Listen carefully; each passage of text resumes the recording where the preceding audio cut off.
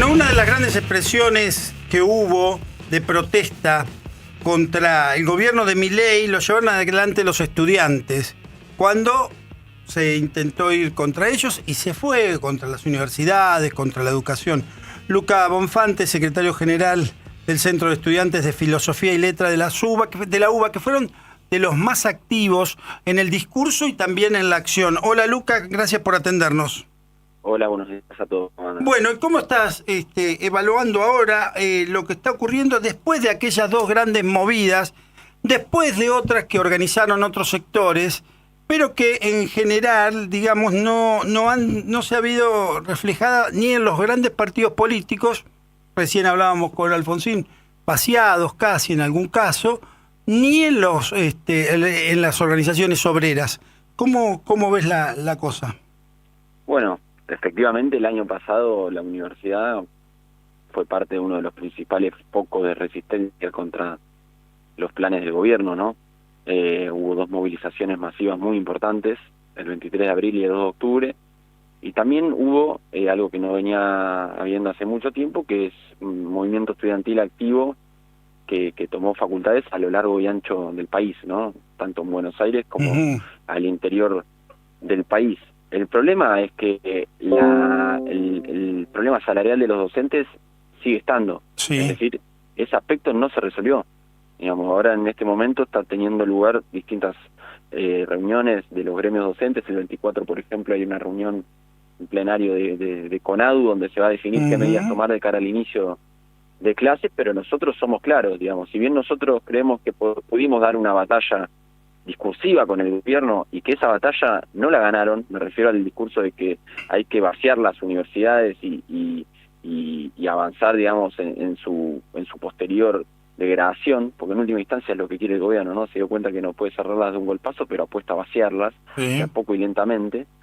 Ahora el gobierno en eso discursivamente dijo, no, van a seguir siendo públicas, van a seguir siendo gratuitas, entonces nosotros creemos que en términos de opinión pública, bueno, la discusión todavía no la han ganado. Ahora, el problema es material y concreto y sigue estando en pie, ¿no? Yo decía que es como a nivel internacional, en momentos en que casi no hay golpes de Estado, esto que se llama guerra de quinta generación, ¿no? Ir por otros caminos. Vos decías, buscan vaciar. El discurso es, las vamos a sostener, la universidad va a ser gratis, va a haber universidad del Estado, pero por otro lado, hay otro tipo de acción para ir diezmándola, ¿no? Eso es lo que querés decir, ¿no? Exactamente, y que se ve reflejado no solo en la universidad, sino en distintos sectores también, ¿no? En la salud, por ejemplo, eso se ve de forma clara con el Hospital Bonaparte, ¿no? El único hospital nacional de salud mental y consumos problemáticos. Como no lo han podido cerrar el año pasado de un solo golpe, como decíamos antes, bueno, han apostado a cerrarlo, ir sacando profesionales. Lo mismo con los sitios de memoria, eso es interesante ver porque ahí la operación es similar. Vacían de trabajadores a los sitios de memoria y bueno, no significa el cierre inmediato desde ya, pero sin su degradación para posteriormente cerrarlo en última instancia. Entonces nosotros somos claros que el objetivo del gobierno con la universidad en última instancia es ese, porque en su modelo de país la universidad no entra, sobra, digamos, ¿no? Como sobran tantas otras cosas según ellos. Entonces, bueno, este año sin duda alguna va a volver a ser un año de defensa de ese aspecto. Ahora, muchos de estos temas que son trascendentes, que deben ser políticas de Estado, que por supuesto hay cambios en distintos países, puede pasar de un gobierno de izquierda, centroizquierda, centroderecha, en otras naciones, sobre todo algunas europeas, las cosas siguen funcionando, no hay grandes cambios. Sin embargo, aquí se producen casi brutalmente, con una forma y el estilo que tiene el gobierno y el presidente, pero parecen no impactar demasiado en grandes sectores, inclusive obreros, de trabajadores, de sectores industriales, que siguen sosteniendo el apoyo a Milei. Bueno, nosotros en la universidad lo que estuvimos percibiendo es que hay algunos votantes incluso de Milei que en lo que respecta al tema universitario no están de acuerdo, digamos. Es decir, nosotros nos encontramos con estudiantes que participaban de asambleas. Yo hace poco, por ejemplo, estuve allá en Córdoba, en la Universidad Nacional de Córdoba, me invitaron a una actividad y ahí mismo había un estudiante que contó que había votado a Milei, pero después formó parte de las asambleas en su facultad en defensa de la educación pública. en la Facultad Sí. de Artes de allá. Entonces, para mí es importante diferenciar al sector, digamos, que votó a Milei en distintos planos, porque es verdad, hay un núcleo duro que parece que no le entra una bala, que se expresa mucho en las redes sociales. Ahora, después de eso, hay un sector muy, pero muy amplio que no está de acuerdo con eso, que no está de acuerdo también, por ejemplo, con las expresiones del presidente en Davos, que no está de acuerdo también con el escándalo que se abrió ahora con la criptoestafa del presidente, que está involucrada también su hermana y aparentemente Santiago Caputo. Entonces, nosotros ahí somos claros, este escándalo que se abrió ahora con esto de la criptoestafa también muestra una debilidad en un sector que antes lo apoyaba. El problema es efectivamente qué hacemos de este lado, ¿no? ¿Qué hacemos? Claro, a eso me refiero, porque Sí. no se ve la movilidad. Digamos, en otro tiempo, en otro momento, estamos viviendo ¿no? Digital y todo lo que queramos.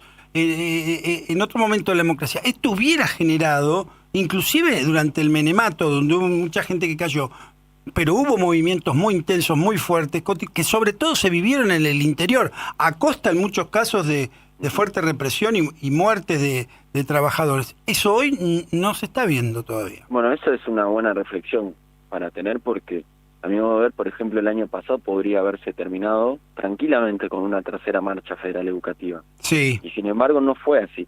Y es importante pensar por qué no fue así. Y ahí después ve cómo actúan determinados espacios políticos en el Congreso. A ver, sin ir más lejos, ayer en el Senado, el radicalismo, que tiene gran representación en la universidad, como ustedes bien saben, Claro, desde histórica. como la Franja Morada, histórica, efectivamente, por ejemplo. Que han gobernado la FUBA históricamente. Sí, desde el 74 en adelante dirigen la Federación Universitaria Argentina.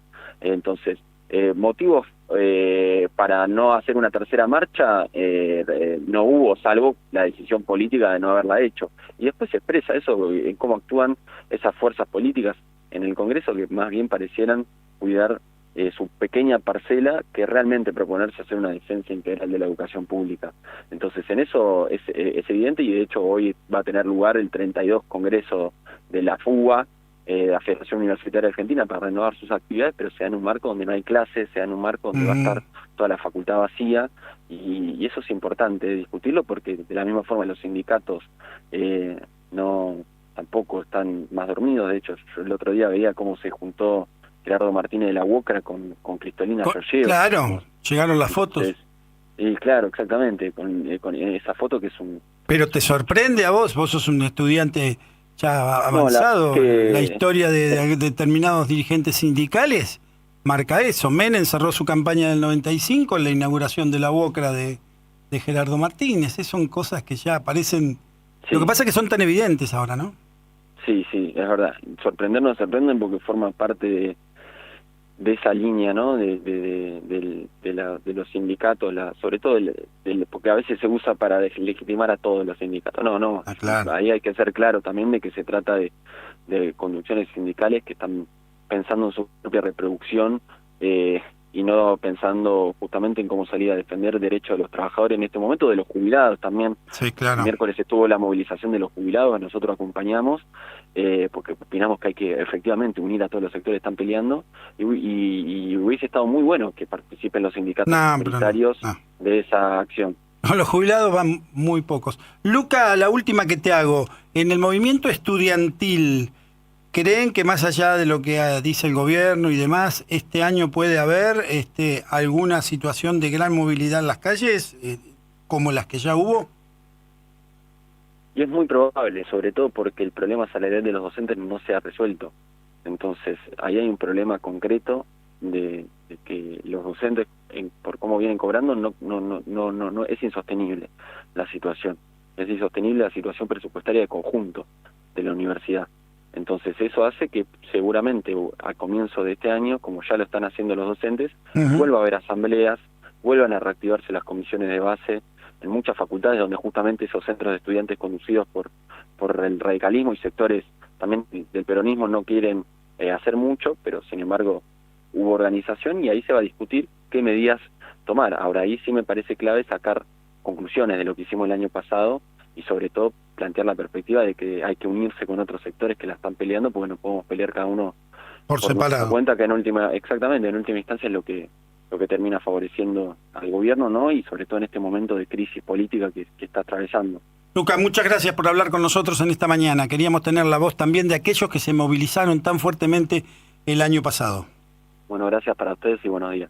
Luca Bonfonte, secretario general del Centro de Estudiantes de Filosofía y Letras de la UBA. Claro, porque ese movimiento no debe quedar apagado, porque si movieron tanto, ¿cómo después no se lo consulta? A ver, ¿qué está pasando? ¿Qué están haciendo? Él anticipa acá en esta nota que el caldo de cultivo está, pero que las estructuras partidarias más burocratizadas, que tienen gran influencia en los centros de estudiantes, por ahí frenan las cosas. También está el otro peligro, ¿no? Que las marchas de este tipo, así como la primera fue tremenda, algunos hablaban de 500.000 de personas, ¿no? Aquella marcha.